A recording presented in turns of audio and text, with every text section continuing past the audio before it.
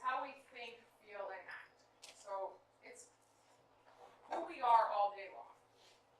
Okay. So some biological factors that affect mental health are genes or brain chemistry, life experiences such as trauma or abuse, and family history of mental health problems.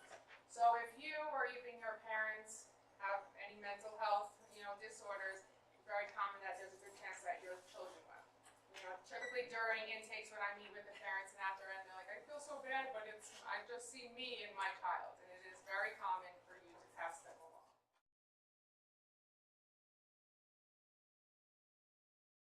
1 in 5 children ages 13 to 18 have or will have a serious mental illness. Now, when I say serious mental illness, I don't want you to think of, necessarily like schizophrenia or a psychotic disorder. Anxiety and depression is considered a serious mental illness. I know a lot of times we kind of fling those words around, and I'm so anxious here, this is going to make me have a panic attack, or I'm just feeling so depressed. But anxiety and depression is considered a serious mental illness.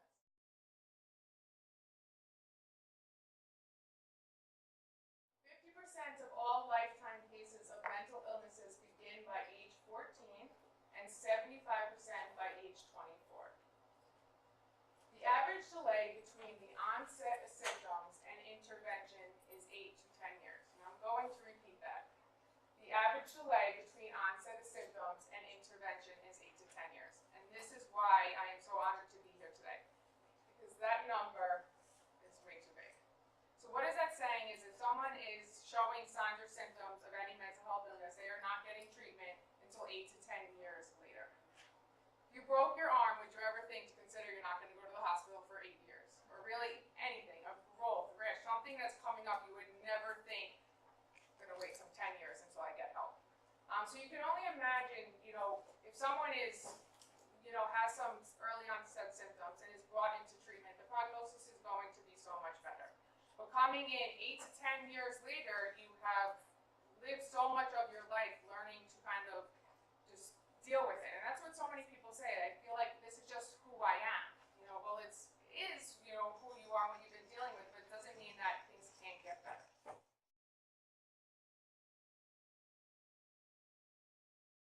Suicide is the second leading cause of death in youth ages 15 to 24.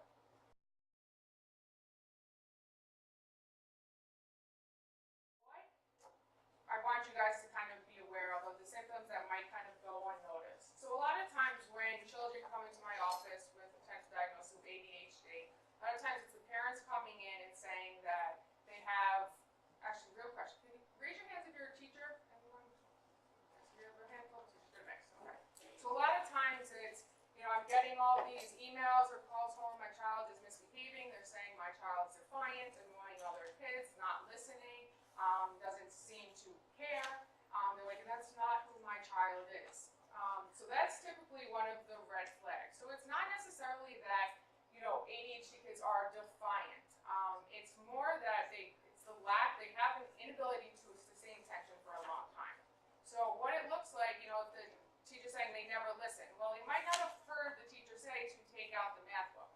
And even though everyone else in the class is sitting there doing their work, they're not picking up like, oh wait, maybe I should be doing this instead of fidgeting with everything in my desk. These kids are also the ones that are very unorganized. As a parent, you might clean out the child's backpack and the next day it comes back a complete disaster. Those are all signs of ADHD.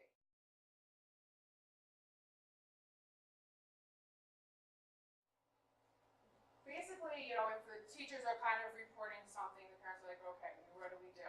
A lot of times they do run in quick medication fix. That's not necessarily the only case, even though it does tend to help drastically. But really with the treatment, a lot of times, they might be referred to a neurologist. What they would do at the neurologist asks the child and the parent a bunch of questions. We'll send them home for the few forms to fill out, also for the teachers, and hopefully the child would take this computerized test that checks for impulsivity and the inattention. So that's great because it will get you the diagnosis if you have ADHD. But what it doesn't see is also the whole picture. A lot of times with ADHD, there are comorbid learning disabilities. So is the child really struggling with paying attention because they don't understand it and they're really having a hard time, and if the teacher is like speaking a foreign language to them. So they're trying to keep up, but after a while they just give up because they can't really understand it, so what's the point? So it might not be really necessarily they don't have the attention span or the inability to, it's that they don't understand what's going on. But also it can go hand in hand. Recently I had a client, mother came in, she's like, I feel like she is, so bright, but doesn't really have the full potential. She's performing at grade level, a little bit below, but again, it was some of the, kind of always ignoring the other kids, not following through with the rules. So she did get a full psychological evaluation. And what that is, it also gives the child's IQ and also looks at, tests their achievement. So she was performing a lot lower than her IQ. She was actually above average on her IQ. So that just shows how much the ADHD is impacting her. Because she can be performing so much better, but she just has the inability to sustain attention. Okay. You'll also see, when I talk about anxiety and depression, the inability to concentrate is symptoms of them too. If you do a full psychological evaluation, it'll also rule out anxiety and depression.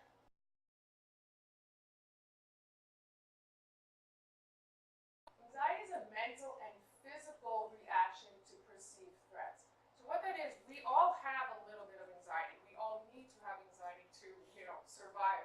If, it's that perceived threat. So even if there was a loud bang right there, we would all kind of be startled and look, we all wouldn't just be sitting here calmly. Again, and then if we look over and if there was a huge fire, we all just want to continue to sit here. So our body kind of goes into this, our automatic nervous system, and it goes into kind of attack mode. So it helps us attack the tragedy or escape. So in our way, we would try to escape. So really what happens is the blood rushes to our extremities, our hands, and our feet to put us into action. What also happens, your heart starts beating, your breathing starts getting more rapid, but it's to help you in that situation. But in regards to, when you're looking at an anxiety disorder, the person feels like that all the time, but there is not that fire, there is not that perceived threat, but that's what they're living with.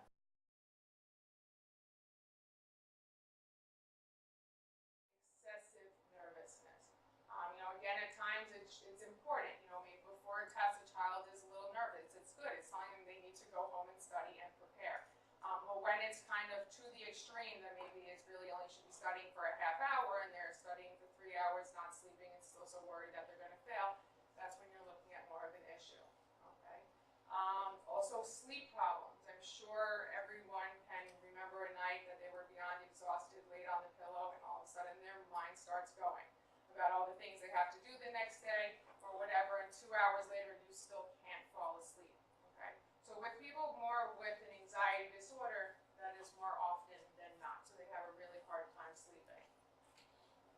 Okay. Muscle tension. Again, if you're very stressed out, we're all very tense.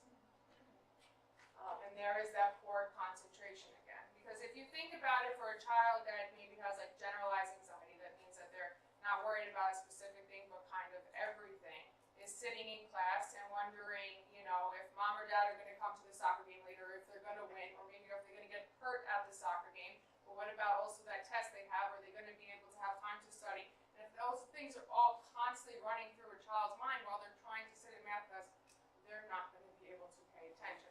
So again, it can look like the child has the inability to pay attention, but it's not, wouldn't it be ADHD? It's more of an anxiety disorder.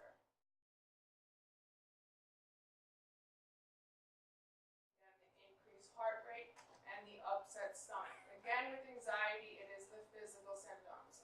Upset stomach is also a big one, and also with kids, because if you have a child that is, even throwing up or even in the bathroom a lot before school or maybe before exams, that's kind of a concern. One client I had, she was brought in, she was in 9th grade. She was brought in, her mom's concerned for depression. She did a year prior have stomach issues and had a tube put into her stomach, but supposedly everything went really well, but recently school started up and she was throwing up all the time. And mom was saying she was driving all over to the city to all these, top-notch doctors, and they couldn't find out what was wrong with her stomach. They thought it went so well. After speaking with the child for 5-10 minutes, and I mentioned to mom, I said, did they ever consider anxiety? No, it was something with her stomach. No, it wasn't something with her stomach. Yes, she had it's even just concerning that she's going to all these top-notch doctors and they're totally overlooking this. It wasn't happening in the summer. It doesn't happen on the weekends. But Monday through Friday, she's throwing up. It's a concern. Once, we started treatment and she was put on some medication, she stopped throwing up right away.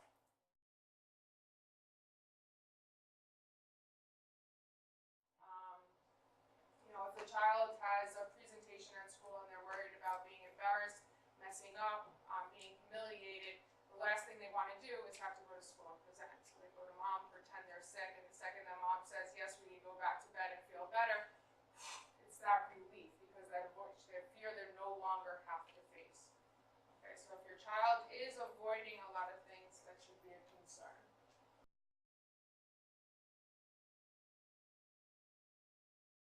Excessive fear of situations in which one may be judged. They worry about embarrassment or humiliation. They're concerned about offending someone. And for people with social anxiety disorder, everyday social interactions causes irrational anxiety, fear, self-consciousness, and embarrassment. Okay? So this can be, it doesn't even have to be presenting in class, because that is very common. It's more than that. It's maybe even speaking with a group of friends more than 3. It's ordering something at a restaurant. It's that constant fear of being embarrassed for saying something wrong. But the one thing here, what I say is irrational anxiety, right? So it's this fear that something horrible is going to happen when they really have no problem making friends. They have so many friends, but they think that everyone, doesn't like them or they're going to be embarrassed by them. But the one thing we all know, bullying is a huge problem across our nation, okay? So a child might have an excessive fear that she's going to be judged, embarrassed, or humiliated because maybe that child is. So the big thing before just, you don't want to just jump to social anxiety. Social anxiety is the irrational anxiety. But if they're truly being bullied, they're rational. Those are rational thoughts. So that's something to also be aware about. And also, many parents say, I've asked if they're being bullied. They say no. Don't think your child is going to just outright say. Yes, some do, which is wonderful, but a majority of them don't because they are so embarrassed of what these kids are saying to them. And they also, most of the bullies say, and if you say anything, it's only going to get worse, or I'm going to get you in more trouble. So they keep it to themselves. Okay? The median age of onset is 13 years, and 75% have an age of onset between 8 and 15. Again, also today with social media and everyone posting pictures and trying to be the best, social anxiety is unfortunately on the rise.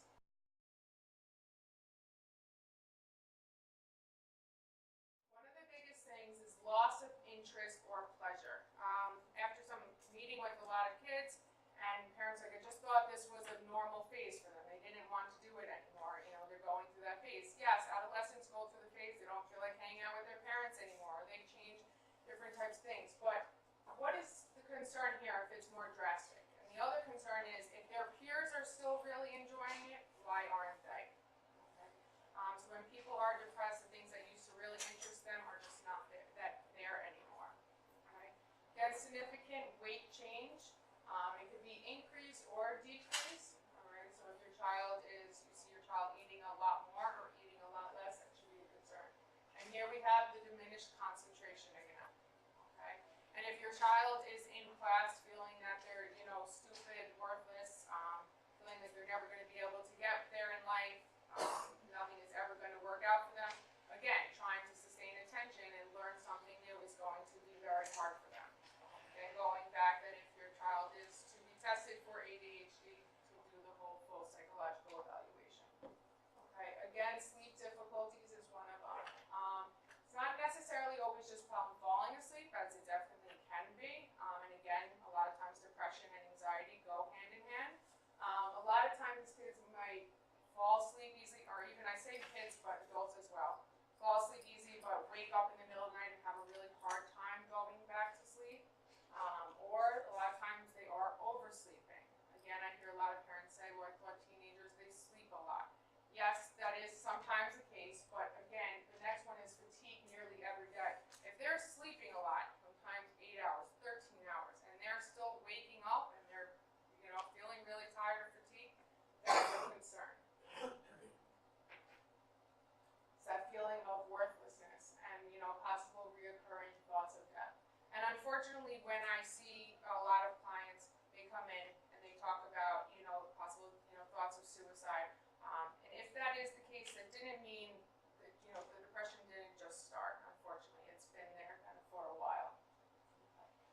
some things I just want you to kind of walk away with. Some signs are the drastic changes, okay? Drastic changes in eating, sleeping, the activities I talked about, wanting to go places. In regards to sleeping, a lot of times when I talk to the parents, they say, no, my child, is getting enough sleep. She goes to bed at, 10 o'clock, has to wake up for 6, but that's kind of normal. When I talk to the kid, it's a different story.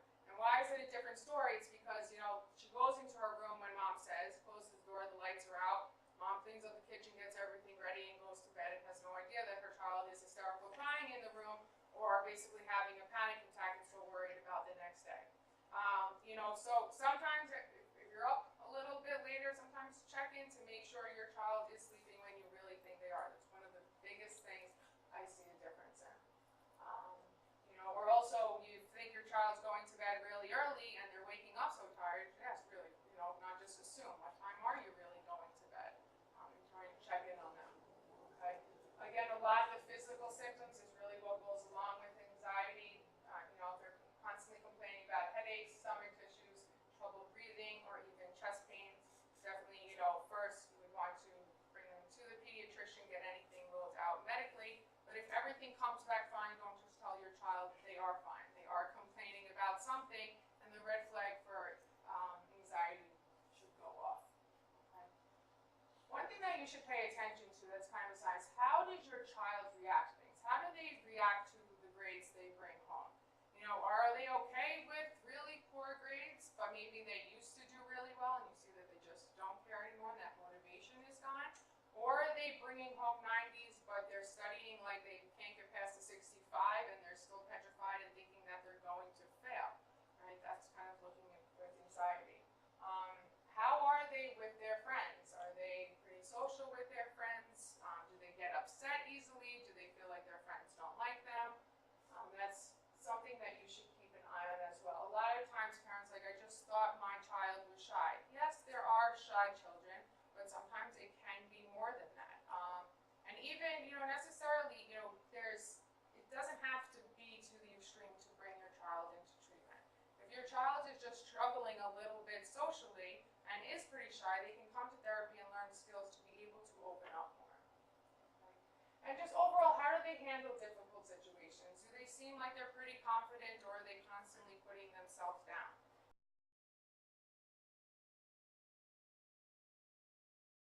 I've never gotten anything above a 65.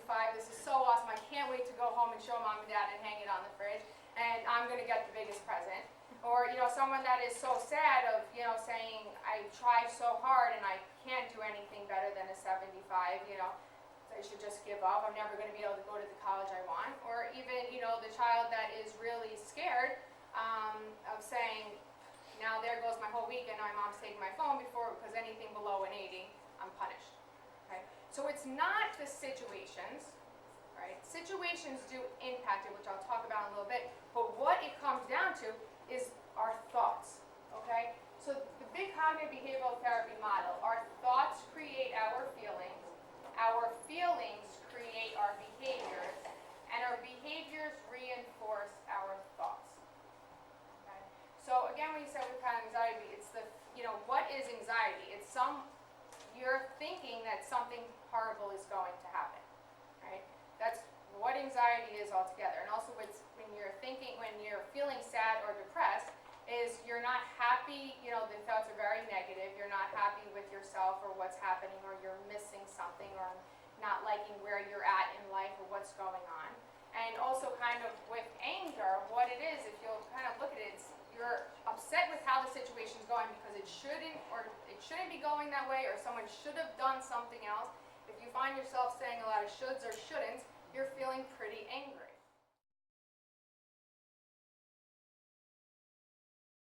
And the child that is thinking that they have the presentation tomorrow, they're going to, mess up, the whole class is going to be laughing at them, they're going to get humiliated. They always get extremely red, and everyone's going to be making fun of them. If those are their thoughts, how are they going to feel? Anxious is the only way you're going to feel. You're not going to feel happy when you're thinking those thoughts, right? You're going to feel anxious, okay? And then, so the feelings then create that behavior. And again, they're going to be, maybe if they're in bed, of kind of curled up and scared, and then the behavior reinforces the thought. So also, what are they going to try and do? I said with anxiety, they try to avoid it. So then they're trying to get out of going, and a lot of times if the parents say yes, then it's that relief that's gone, but now they're sticking to that. They believe that that would have happened if they went. So a lot of times in treatment, we have to push, the person with anxiety to face their fears, to realize that what they're thinking is irrational and it's not as bad as what they're thinking. So it's kind of that rapid cycle. So if you do not come to treatment and you're suffering with the depression, you're going to be in this rapid cycle. So what, treatment does is helps break it. Okay. So the 3 C's of cognitive therapy. So the first part is to catch. We identify the thoughts that come before the emotions. Sometimes this is very easy for clients, other times it's extremely hard. The longer that you have been suffering with whatever, anxiety or depression, usually the harder it is to really identify them. I hear all the time, I'm so anxious, but I don't know why, or I'm so depressed and I know there shouldn't be anything be upset about, but there's thinking something. Just as we breathe all day long, we don't pay attention to our breathing, but we think all day long. And as growing up, your parents never said, pay attention to what you're thinking, it's going to change everything. We should, but we don't. But once, they're able to identify the thoughts, then they're able to really understand where their emotions are coming from. I had this one client, 75, first time he ever came to therapy, such an anxious guy.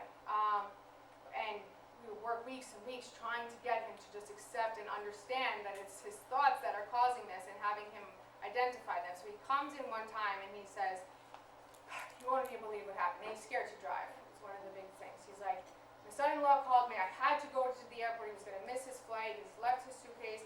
I had to take, the other car. I didn't even know how to drive it. I'm in the middle of JFK. My GPS breaks. I don't even know how to get home. He's like, and all I hear is, pay attention to your thoughts. Pay attention to thoughts. He's like, and I'm thinking, what is she, crazy? She's like, I'm going to die. I'm going to get in a car accident. I don't even know how to do this. And I was like, stop right there. He's like, what? I go, those are your thoughts. I'm like, if you're thinking you're going to die, you're going to get into a car accident, and you don't even know how to drive this car, I go, of course you're anxious. Of course you're pouring sweat from your armpits. I go, because you're thinking you're going to die on the way home. I'm like, that's horrific. So it's still even him saying that, he didn't realize that this is, kind of the thing that's causing him to be so scared. If anyone gets into a car and thinks that they're going to die, no one's going to be happy and cheerful and listening to music, right? So then the next part we got to check, reflect on how accurate and useful the thoughts is. So again, it's kind of looking at those irrational thinking. For the guy, of course, is there horrifically, but if there's possibility that he can get into a car accident, yes, but the likelihood of it is not likely. And he did get home safe and he was fine. So that's what we help the client identify, is if their thoughts are irrational or rational. And sometimes, like, if a child is coming in that is being bullied, their thoughts are rational. So I can't tell them they're being irrational. Oh, they are going to get to school and getting humiliated. But then it's working on different coping skills and ways to manage it. Because, yes, life is not always perfect, and we do have some horrible times. But again, that is times that it's okay to be upset. But then, it's also looking at how long should you really be upset for. And then the last part is change. So we change the thoughts to a more accurate or helpful one as needed.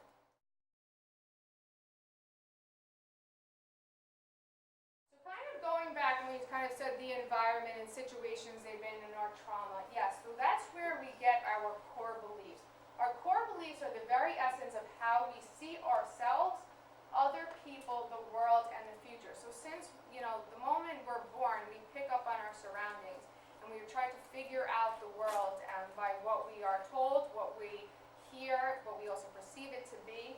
But if for this guy up here, if you're thinking, I can't do it, I'm not worthy, I must be perfect, nobody loves me, I'm not good enough, I must not make a mistake, how is he going to feel? Not happy, right? A lot of times I hear parents say, I had 3 kids and I don't know why, he's bothered by everything. I treat them all the same, or, we have such a great life. He has everything he wants. It's not necessarily that, it's also the way they perceive it. Um, for one example of, the kid brings home an 85 and I was like, good job. Oh, but these two, if you just looked it over carefully, you could have got that 90. Kid brings home a 90, oh, you were so close. Maybe if you study 10 more minutes, you get the 100. He brings home, and he's so close, but then, the father's saying it because he knows he could push him to get that better grade, but he is still proud of him. But the child just takes it as, I'm never good enough. I bring home the 85, it wasn't good enough. So I brought home the 90, it still wasn't good enough.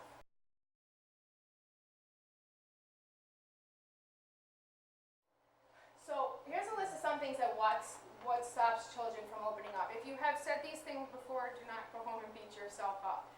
Because again, it's not intentional. But you have to think if a child is suffering, from anxiety or depression, they are perceived differently. Just as one kid might be like, yeah, that's right, I got this, I can push myself a little bit more. Another child that might be suffering from mental illness might be taking it very differently. We all love you, you're fine. Don't worry. That's like if you're in a stream of anger and someone just says, just calm down. It doesn't work that way, right? And that's I hear all the time, they're just telling me don't worry. If it was that easy, there wouldn't be such thing as an anxiety disorder, and I also wouldn't have a job. So we also, just be positive. You have a great life. And unfortunately with mental health, if someone hasn't, suffered from a mental health illness, it seems that it's very hard for them to understand. I'm saying you have a great life, just be happy. You have all this, you have your loved ones, you have a huge family. Again, if it was that simple, there's more to it. Let's look at Robin Williams, who seemed to be the most happiest guy that had everything, committed suicide. So it's not just what it seems to be, okay? Just stop being negative. Stop it, we give you such a good life. Toughen up. Nothing is wrong with you. You just want attention. We love you, stop being silly, and you're just being lazy. Some of these things you might even be thinking like, why would ever someone say that? I hear it all the time. I work with the children, and this is, I hear this is what their parents say to them. Or I have clients that sometimes the kids have to fight their parents to come into therapy.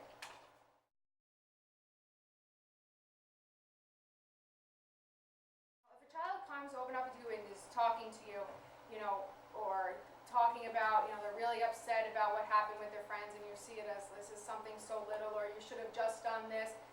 They don't want to hear of what they should have done because they're in the position they are. So kind of, just be open and listen to them.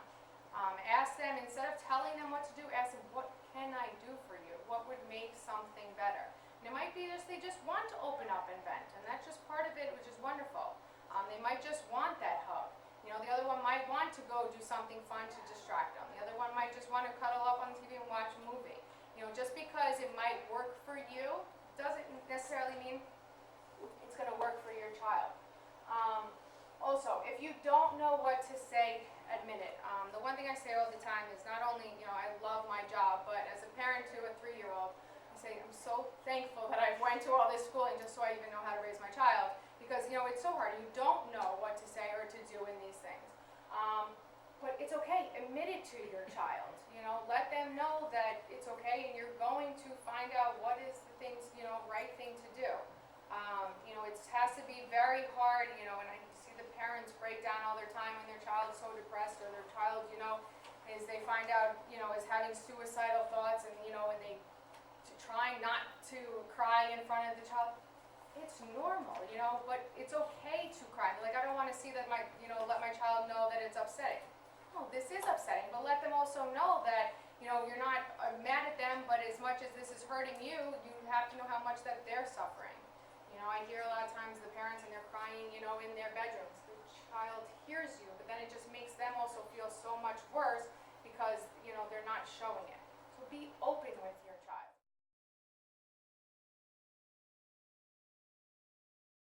Don't wait. Get them in help right away. I know a lot of parents who don't want to believe, your child might be suffering. Denial's not going to help you, okay? Going to therapy does not mean they're sick or crazy. All it means is that the individual wants to improve the way of life, the way they feel, and to live more happy and productive life. I come in and yes, in my back of my mind I have my diagnosis, of course, but it's not something that I label them with. And again, it doesn't really truly impact much at all. You know, our seeing is, you know, if it's a child or adult, it's that they're struggling with something in their life and they need help. When we're struggling with anything, we reach out for help, you know, so why is it so hard to do it for mental health?